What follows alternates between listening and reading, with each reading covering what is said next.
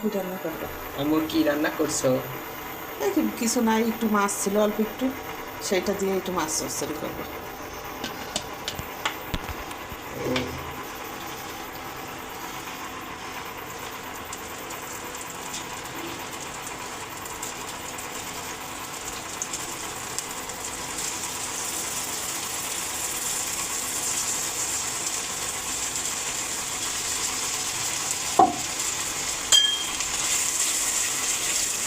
ছোটো ছোটো মাছ তো, এই জন্যে উঠতে আলু দিয়ে পেঁয়াজ দিয়ে একটু চচ্চড়ি করি।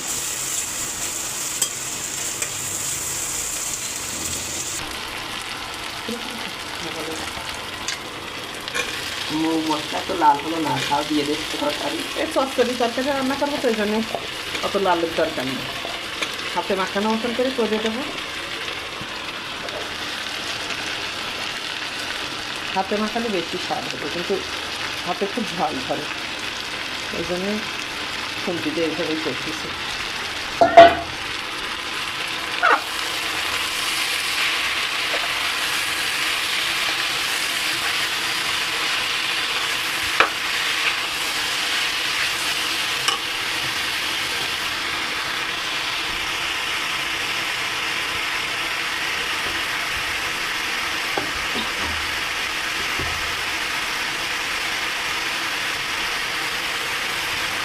ঝালও প্রায় দিচ্ছে।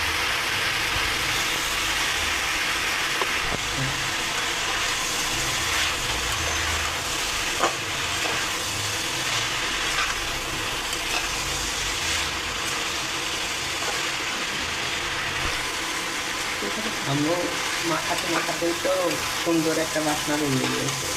হ্যাঁ, এটা মাখালে পরে ভালোই বাসনা হবে, আর হাতে মাখালে আরও সুন্দর বাসনা বের হবে।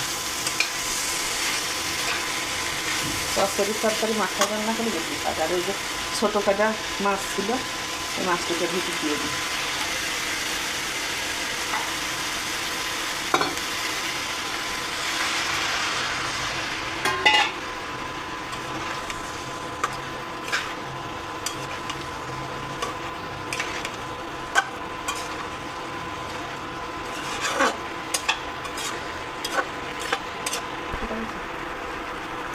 মশলা বাটা পানিটুকু দিয়ে দিই, বেশি পানি লাগবে না।